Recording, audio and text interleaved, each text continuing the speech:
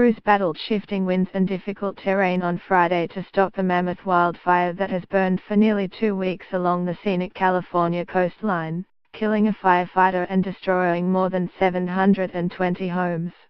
The Thomas Fire, which broke out on December the 4th near a private college in the community of Ojai, has since raged across 103,600 hectares, or some 1036 square kilometers, making it the fourth largest wildfire since record-keeping began in California in 1932.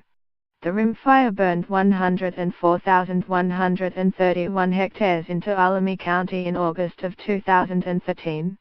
At the Thomas Fire, flames were only 35% contained as darkness fell on Friday.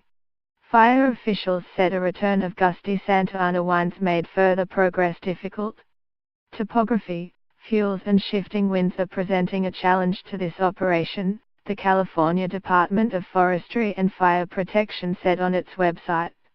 CAL FIRE engineer Corey Iverson died on Thursday while battling the flames near the Ventura County community of Fillmore, the fire's first fatality.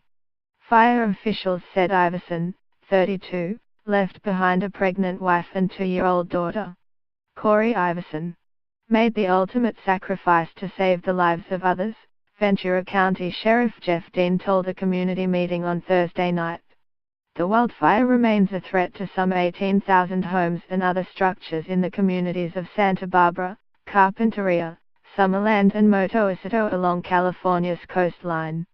The conflagration has already burned 728 homes to the ground and damaged another 171, while displacing more than 94,000 people. Further south, strong Santa Ana winds were expected to return to the mountains of Los Angeles County by Saturday night, the National Weather Service, NWS, said, where other fires had recently raged. The return of strong winds was also forecast for San Diego County by Sunday night, the NWS said.